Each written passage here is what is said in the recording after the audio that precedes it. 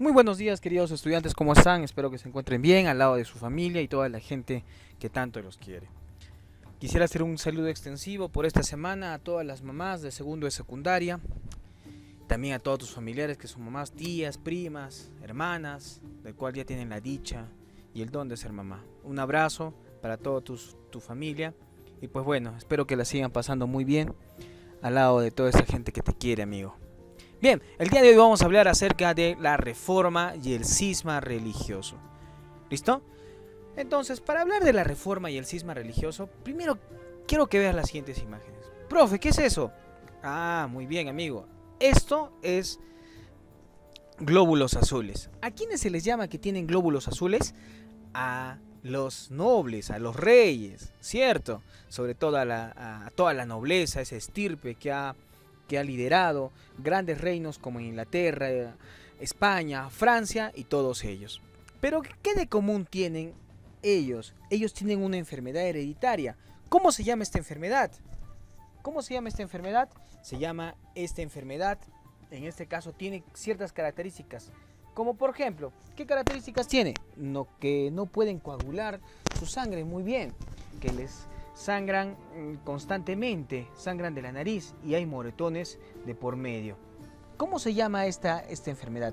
Esta enfermedad, por cierto, es hereditaria y tiene un problema de coagulación en la sangre.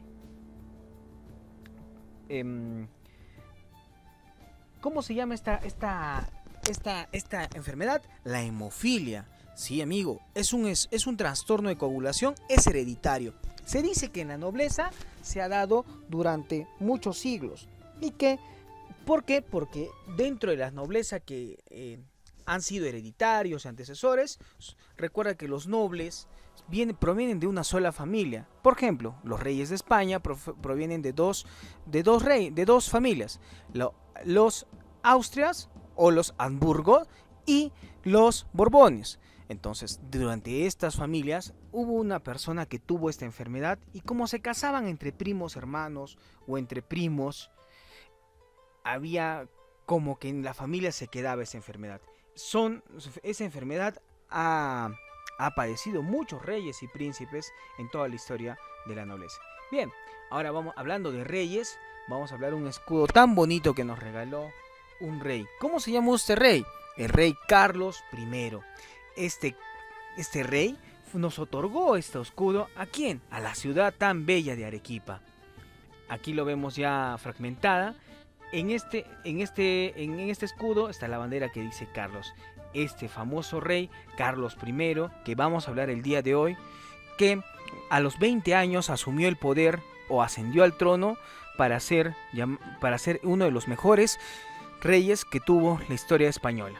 Bien, hablemos entonces de Carlos I. Carlos I, su mamá fue Juana I, más conocido como Juana la Loca, porque tenía una enfermedad psicológica. Su papá era Felipe el Hermoso, era de familia francesa, y su mamá de Juana fue Isabel.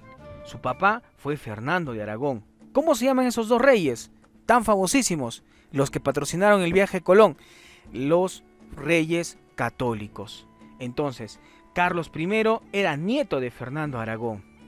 Ambos sobre todo Fernando quería tener el trono por mucho tiempo, pero como Isabel había dejado como herencia tras su muerte que Juana tenía que ser la única heredera del trono, entonces ella asumió como reina y Carlos asumió muy joven, en este caso, el mandato de ser rey con la protección de su abuelo Fernando. Pero hubo una disputa entre reyes. Recuerda que entre familias hubo muchas disputas sobre la nobleza, sobre esa ambición que tenían cada uno de ellos. Bien, entonces pasemos a hablar sobre la crisis del catolicismo. ¿Cómo se llama esta crisis? Se llama la Reforma. ¿Cuándo se da? Se da a finales de la Edad Media, en el siglo XVI, es decir, 1500. ¿Qué es lo que pasa? Recuerda que los humanistas tenían como centro ¿a quién? Al hombre. ¿Por qué? Porque era su objetivo de investigación. Y por lo tanto el clero trata en este caso de defender los principios, pero las críticas que tenían los humanistas se habían disipado por toda Europa, había llegado por toda Europa. ¿Gracias a qué? Gracias a esta crisis o a esta crítica apareció la Reforma. Pero la gran oposición que se tiene a raíz de la venta de indulgencia. ¿Qué es una indulgencia? Una indulgencia es un documento por el cual un fiel creía obtener el perdón de los pecados. O sea, yo podía comprar ese documento, pagaba, ejemplo, $10 y yo obtenía el perdón de mis pecados o el perdón de los pecados de mi familia. Entonces, ¿te parece extraño, no? ¿Cómo una persona puede comprar a través del dinero un perdón? No se puede. Entonces, en todo caso, las personas que tienen mayor poder económico podrían ser perdonados de cualquier cosa. Entonces, está mal. Entonces, esta venta de indulgencias se dio cuando fue Papa León X. ¿Quién fue León X? Fue quien era el mecenas de varios artistas del Renacimiento. Él ya no tenía dinero para construir la Basílica de San Pedro, pues entendió entonces que tenía que recaudar fondos. Y la única manera fue la venta de indulgencias. Mal, ¿no? De hecho, muy mal. ¿Qué provocó? Provocó que severas crisis en la iglesia y provoca la división de la iglesia en el siglo XVI. ¿Quién es el que critica esto? El gran representante es Martín Lutero, el sacerdote agustino alemán. Cuestiona la venta de indulgencias tras basarse en el descubrimiento y el estudio de la Biblia, donde él decía y sostenía que el justo se salva por la fe. Eso es lo que dice San Pablo. Esto le lleva a concluir que la salvación se consigue solo a partir de la fe y de la misericordia. Muy bien. Él clava en la puerta de la iglesia del castillo de Wittenberg sus 95 tesis en contra de la venta de las indulgencias, el cual el Papa León le dice: tienes que retractarte públicamente. Él no lo hizo y lo excomulgan y ya no podía ejercer sus funciones como sacerdote. Entonces es ese momento que nace el luteranismo. Ahora, en el 1529, ¿qué sucede? Todos los reinos que había en ese momento, Francia, Alemania, Inglaterra, España, no todos eran católicos. Algunos ya se habían adaptado a ser protestantes. Entonces tuvieron una reunión. ¿Quién la encabezó? La encabezó Carlos V o Carlos I, porque él era también emperador del Imperio Romano Germánico. Es donde él decide, o la mayoría de católicos, o en ella la mayoría de católicos o reinos católicos decide prohibir las doctrinas de Martín Lutero. Pero la minoría apoyaba la protesta y sucede de que ellos se oponían al papado de Roma. Entonces, ¿cómo eran conocidos? Son conocidos como los protestantes desde ese momento. Y se expande la Reforma, se expande por varios ideales o pensamientos. Primero, el calvinismo. ¿Quién lo encabeza? Juan Calvino. Él era un teólogo francés que tiene como principio la predestinación. Él establece en 1541 en Ginebra, él manifiesta que la iglesia estaba sobre el Estado y él criticaba mucho eso. También, como ya te lo mencioné, él hablaba sobre el principio de la predestinación. Es decir, que cada uno de nosotros podíamos estar destinados a la salvación o a la condena eterna. O sea, o podíamos ser condenados a ser buenos o a ser malos. Algo extraño, ¿no? Como una persona puede ser condenada antes de su nacimiento a salvarse o a la condena eterna. La figura que él centra es Dios. Y él entiende de que la salvación es a través de la fe y no las obras. Te pongo como ejemplo. O sea, una persona podía cometer muchos actos negativos, pero podía ser salvada por su fe. Extraño también, cuestionable. Se da también la reforma protestante en Suiza a través del señor Zwinglio, que también era un sacerdote y él creía en que la iglesia no debería ser jerarquizada. Él niega la autoridad del Papa, niega la autoridad del Papa, la existencia de un orden sacerdotal y un celibato apostólico. O sea que los sacerdotes no debían ser célibes y debían casarse y tenían que tener, no debía haber el uso de representaciones religiosas, totalmente en contra de la Iglesia Católica. Eso creía Zuinglio. Ahora, nace también el anglicanismo. ¿Dónde? En Inglaterra. Este señor que vemos acá es el rey Enrique VIII. Él estaba casado con Catalina de Aragón por matrimonio religioso.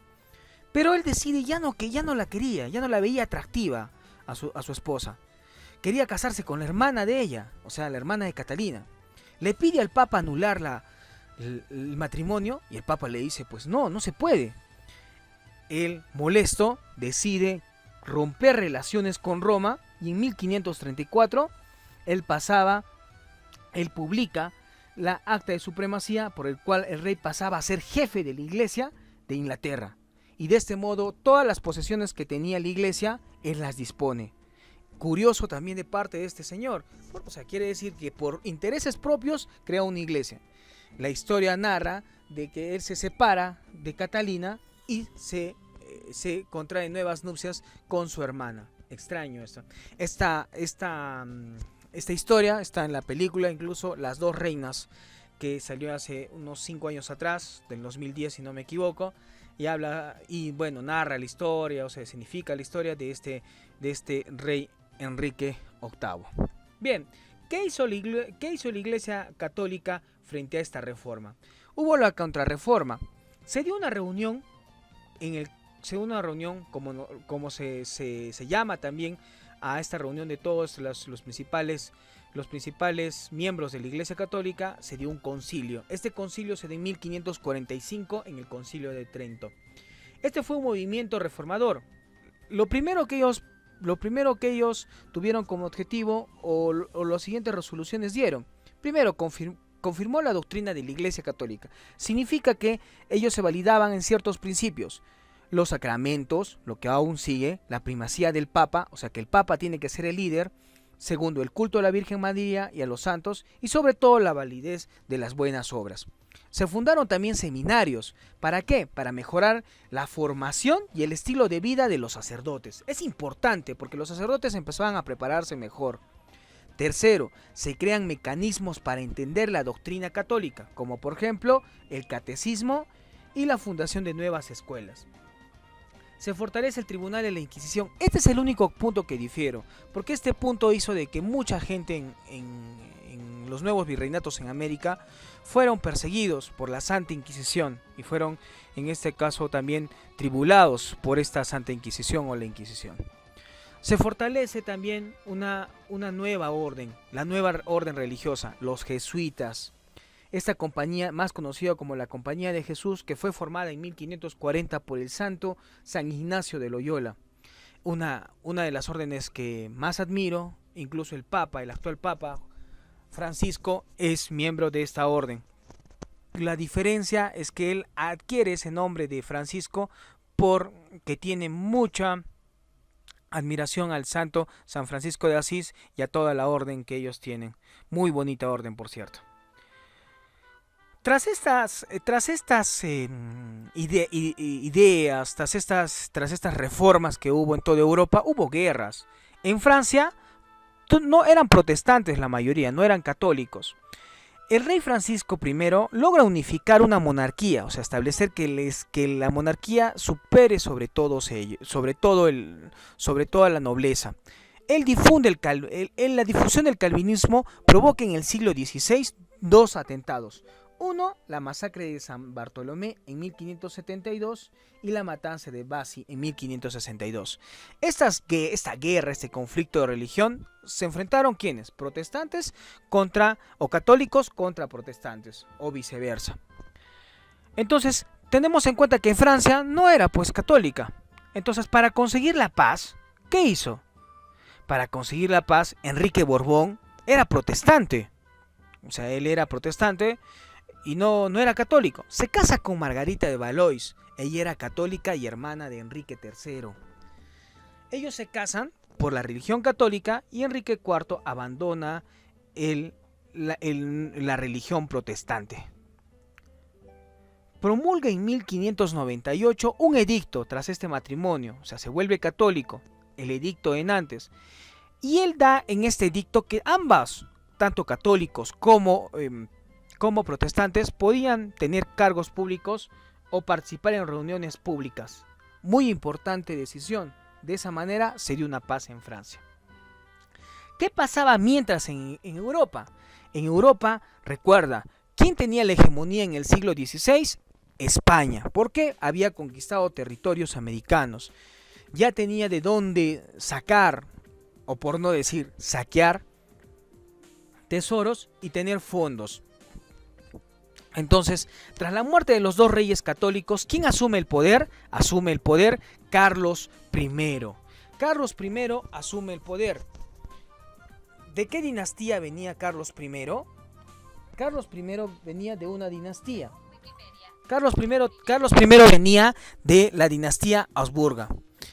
¿Quién era su mamá? Juana la Loca, más conocido como Juana I.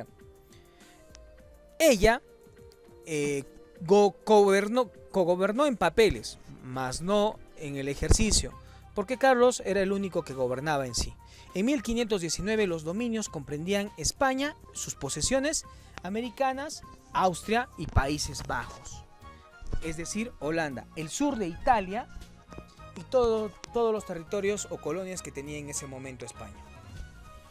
Pero Carlos se convierte en emperador. ¿Se convierte en emperador de qué territorio? Del Sacro Imperio Romano Germánico. Este Sacro Imperio Romano Germánico comprendía muchos territorios. Comprendía territorios como Alemania, Austria, comprendía también territorios como España. Este Sacro Imperio Germánico tenía mucho territorio, pero el Sacro Imperio Germánico, ¿por qué cambia Carlos su nombre? Porque sus antecesores ya había otros Carlos, entonces él adopta el nombre de Carlos V. Carlos V. ¿Ya? Ahora, vamos a entender también dentro de que esta hegemonía fue razón para que muchos reinos tuvieran envidia y ambición de poder, sobre todo Francia e Inglaterra. ¿Francia qué hizo? Francia tiene un conflicto con España por esta hegemonía, porque ellos limitaban, entonces ellos creían que les iban a quitar territorio. Entonces Carlos I enfrenta a los franceses y gana. Pero Carlos también enfrenta otras cosas, como que la reforma y los enfrentamientos militares con estas personas que eran protestantes. Carlos I entonces abdica y dice, pues bueno, mejor ya no sigo, y le deja el imperio alemán a su hermano Fernando, y se convierte él en rey del imperio alemán. Y mientras tanto a su hijo Felipe II le hereda la corona española. ¿Qué territorios comprendían el Sacro Imperio Romano Germánico? Actualmente serían los países de Alemania, Austria, Suiza, Bélgica, Países Bajos, Eslovenia, el este de Francia, el norte de Italia y el oeste de Polonia. Grandes territorios, es un territorio extensísimo. Entonces, por un momento, ambos eran Carlos I o Carlos V, de igual manera es el mismo nombre, fue emperador por un momento, por un corto momento, por un periodo de tiempo, fue de ambos. Tanto era rey de España como emperador del Sacro Imperio Romano Germánico. La ambición que tenían entre reyes era pues mucha. Su hijo Felipe también se convierte en rey de Portugal. ¿Por qué se convierte en rey de Portugal? Él se convierte en rey de Portugal por una curiosidad. Felipe II, cuya madre era una princesa portuguesa, fue coronado rey de Portugal, luego de que el rey Sebastián I muriera rey de Portugal sin descendencia. Entonces, él asume el poder como rey de Portugal, pero pierde el control de los Países Bajos y declaran su independencia. ¿Quién? Lo que vendría o lo que antes se llamaba Holanda. ¿Qué pasa mientras tanto en Inglaterra? Recuerda que los reyes eran primos, primos hermanos o primos, eran incluso hasta concuñados o cuñados. Enrique VIII, el que había separado la iglesia o que había sacado a la iglesia católica de los territorios ingleses, él muere. ¿Y quién le sucede? Sucede Eduardo VI. Eduardo VI al poco tiempo abdica y se le da el trono a favor de María I. María I era esposa de Felipe II, o sea, el hijo de Carlos. Ella era católica, entonces ella trata de otra vez poner en territorios ingleses la religión católica. Bueno, al tiempo ella muere y es sucedida por Isabel I, este nombre tan conocido, la reina Isabel, que varias reinas tienen este nombre. Ella, Isabel, desde 1558 nace, muere en 1603. Ella da las siguientes conclusiones de su reinado. Primero, ¿qué es lo que hace ella? Apoya al parlamento y a la nobleza pequeña. Apoya definitivamente a la iglesia anglicana y autoriza a los corsarios de España autoriza a los corsarios ingleses saquear todos los navíos españoles. Qué curioso, o sea, a su cuñado o a su ex cuñado autoriza de que todo lo que ellos traían de América podían ser quitados. Curiosa la ambición que han tenido los hombres o los reyes europeos durante estos siguientes siglos. 15, 16, 17 y 18 se han disputado los reinos y se han disputado el trono de algunos reinos, tanto de España, y ellos son primos, algunos son primos hermanos, son primos, o sea, todo lo que pasaba en España quedaba en familia, en otras palabras. Ahora te voy a poner, solamente para reforzar, de qué dinastías venían los reyes españoles. De dos: la casa de Borbón, que provenía de Francia, y la casa de Austria, que provenía de Austria-Alemania, o más conocido esta dinastía, Augsburga o Habsburgo. Esto era la dinastía Habsburga, que está Carlos I, Felipe II, que son los reyes que van a estar en el periodo donde nosotros hemos sido parte de la colonia y hemos sido un virreinato, el virreinato del Perú. La casa de Borbón, también hemos estado dentro de un periodo.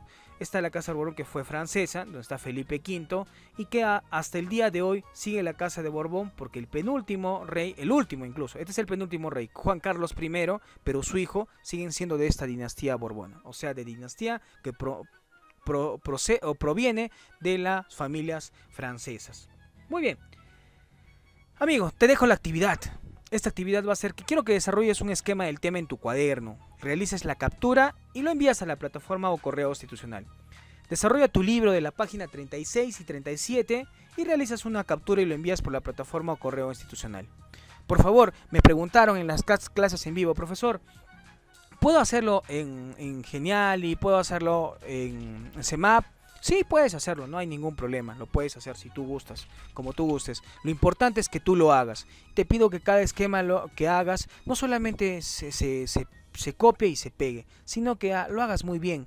Lee un poco más. Te dejo esta clase grabada para que si es que A o B tú no hayas podido asistir a la clase online, entonces puedas tener la información y puedas repasar los temas que hemos dado. Muy bien, me despido de ustedes, ha sido un bonito día. Espero que saluden a sus mamás. Un abrazo a todos ustedes. Espero verlos muy pronto. Cuídense, amigos.